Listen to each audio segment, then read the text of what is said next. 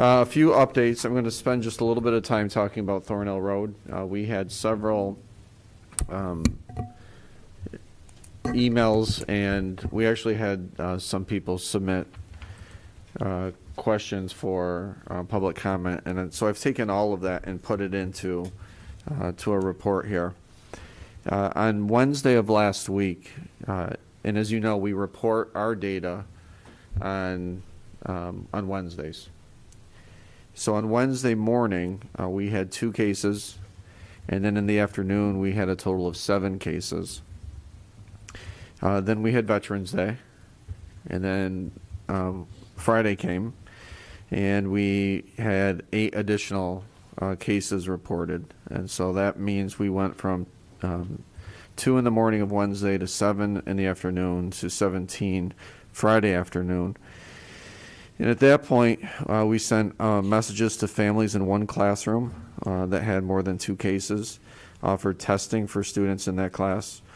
11 of the 17 cases were in the same neighborhood. Some of the parents reported transmission from outside of school. We began contact tracing with the Department of Health for each new case. We added an additional nurse to the health office to assist. Have been in contact from that point forward with Dr. Mendoza to discuss any additional mitigation strategies. We then sent a message to all Thornell families regarding mitigation practices, reiterating the importance of certain protocol, especially on the bus. Then over the weekend, we continued the conversation with principals, student services about additional strategies. And then came Monday, which brought 16 additional cases at Thornell Road, bringing a total to 33 total cases. Again, we went through the contact tracing with DOH for every case. Shayna, our student service director, walked through Thornell with the principal, reviewed that all protocols, made sure everyone was in place and closely followed, looked at additional areas to tighten up.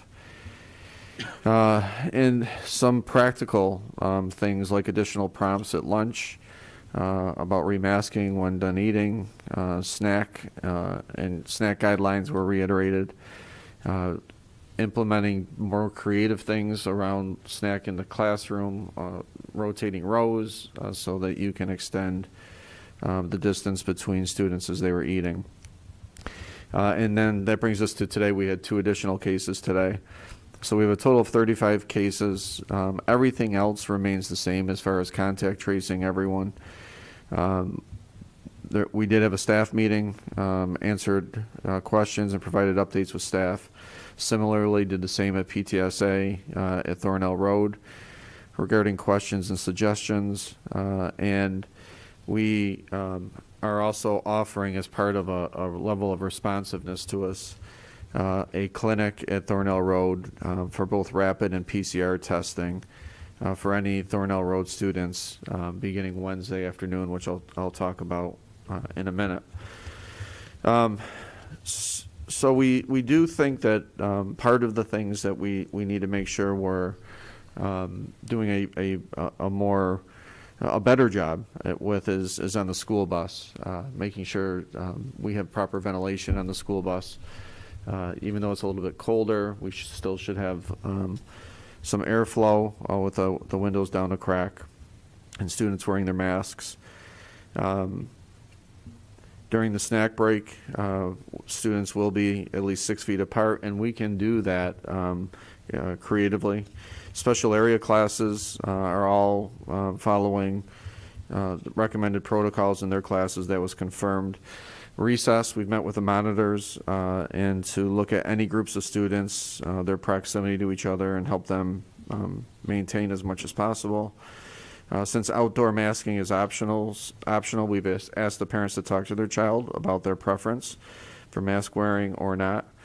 And then some better practices in the lunchroom. The seating arrangement allows for 6 feet of distance across the table and more than 4 feet side to side. So we've been tightening and extending some of our protocols during this higher amount of COVID. So coming back to the testing clinic, we have partnered. Who's the group we partnered with, Shayna? Do you remember? Caswood. So we partnered with an outside agency, Caswood, along with some of our staff for tomorrow, Thursday, and Friday from 4 to 7, a walk-in clinic right in the main lobby. Parents can park right in the front of the school.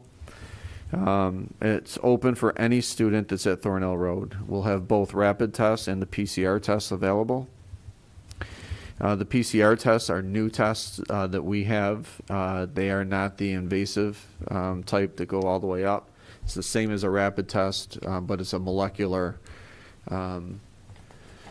test instead of an antigen-based test. So that's like the gold standard one. That's the one that can get you back to school. That's the one that has a very high level of accuracy.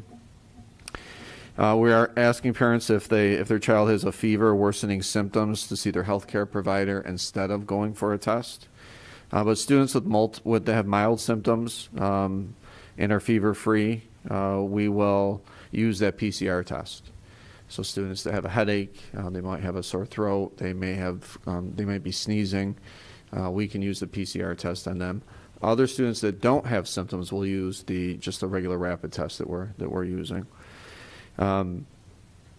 So if I just pause there for a second, I was going to say this at the end, but since I'm on this topic, Shane and I were just both trained in the last day or two on how to administer the PCR test. With the purpose of, instead of for students that get sent home, let's say, for the mild headache, for coughing, for sneezing, instead of sending students home, what we can do is call the parents and say we can give them this PCR test, have the students take the test. Again, it's the non-invasive. They would wait 30 minutes for their result, and if their result is negative, they can go back to class. So it's going to save that step of having to come and get your child from work, pick up your child, schedule an appointment, wait 2 days, and then come back to school. So that's something we're excited about rolling out. We are in the process of getting 5 machines set up, and we will be turnkey training other staff members. We also received questions about purchasing at Thornell Road additional ventilators. And so we reached out to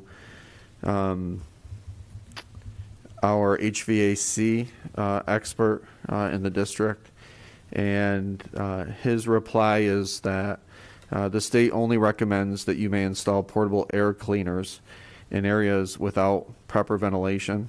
The state is somewhat neutral on the use of purifiers, however, specifically states the use of portable filtration devices do not decrease the need for mask wearing, physical distancing, sanitation practices, or adequate ventilation.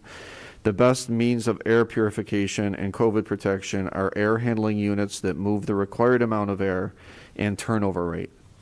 All of our Pittsford systems, including Thornell Road, have been designed and approved by NYSED facilities to exceed all of the parameters. So what we have as far as our air turnover exceeds the requirement. The portable devices are limited in the amount of air they filter per hour. They might even reduce, but not eliminate, particles, viruses, or microbes in the air.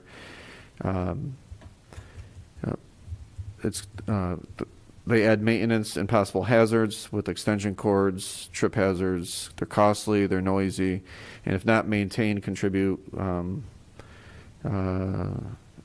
to additional particles that outweigh any benefit achieved over the current ventilation and practices currently being used by the district. Your building's HVAC systems provide ventilation that meet and exceed CDC, SCD recommendations, with the majority exceeding both.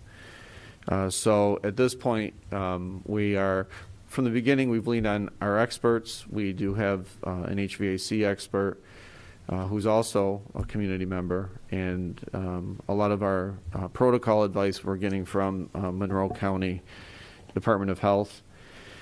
We had questions about the contact tracing process. Because this was another question, the Department of Health reaches out to our Director of Student Services and or our school nurse, might reach out to Shayna. And then we are in touch with the building principal. The principal contacts the classroom teacher. They begin looking at seating, mask wearing habits, distancing. Principal then looks at the cafeteria seating chart, attendance records, behaviors in lunchroom. Then we go to the buses. And then the principal and director of student services meet to talk about what to report relative to contacts. What we know so far, what we believe that we know so far, some parents have certainly reported family members contracting COVID outside of school and transmitting it at home. Some parents have reported neighborhood transmission. Some cases we are unclear on how it was transmitted. 14 of our cases are siblings, and we cannot find any concrete patterns in classrooms, seating, etc. So we have Thornell Road with 35 cases, and that's spread out between grades K through 5. So we have 3 classrooms that have exceeded 2 students, and all of those families have been notified. There was a question about accurate and timely reporting. And if you recall, this was one of my concerns about reporting at the beginning, because the data is not ours, and depending on the time that you are reporting, if it doesn't coincide when Monroe County is reporting, you can see discrepancies. So starting, I believe, tomorrow, we are no longer going to report on Wednesdays. We are going to put a Monroe County Health Department link for people to access every day, whenever they want. So you don't have to look at it, but if you want to, it's there. It drills right down to the school. There were questions about thresholds in classrooms before to determine when we would close a classroom or close a school, and questions about remote learning. Whenever cases substantially increase in a building, so really Thornell, we did have a pocket at Jeff Road with 8 students in a class that actually we tightened up the protocols and it ended at 8. All of our other buildings in the district are very, very low, so Thornell Road is our anomaly. But anytime we see a spike in a building, I'm immediately in contact with Monroe County, and in this case it's been daily, I believe, including today. Our commissioner has been accessible, answers all my calls and texts. It's his belief that the protocols that we have in place and keeping students in classes right now is safer than having them not attend school. A number to say when we're going to close is not, there is not a specific number. So that is a conversation where we talk about the landscape of a classroom, the landscape of a building. We look at the protocols that we have in place. We brainstorm if there's anything more we can do. And then Dr. Mendoza will assist me in the decision to, if we have to go, close down a class. In the event we do ever need to close down a classroom, or a building, which I don't see us doing, we do have a remote plan in place where students will receive a combination of synchronous and asynchronous instruction during that period of shutdown. In the event that a student is quarantined now or has been as early as September, that incident is treated similar to a student being sick, and the teacher will prepare work for the child that's absent. But again, I think I reported to the board a month ago. We have met as a committee and do have a remote plan for a worst case scenario, which again is not something I think we're going to need to do. We had questions about why aren't parents notified about every case in every class. I also discussed this with Monroe County today. We do not notify every parent or guardian in a class that is under 2 cases. So any class that exceeds 2 cases, every single parent gets notified, every guardian gets notified. However, notifying parents of a single case in a classroom is not necessary, as if anyone was at risk, they'd be notified through contact tracing. This is not similar to how we notify a whole class when there's a singular lice case, as we do not contact trace for lice. In other words, if a student had lice in a class, we can't be sure who that person has been in contact with, nor do we have a breadth of protocols in place for mitigation strategies around something like lice. There's a question about mandating masking outdoors. We will not be mandating masking outdoors at Thornhill Road. Any changes in protocols, and again, I'm in contact daily or every other day with the Department of Health, do not feel that's necessary.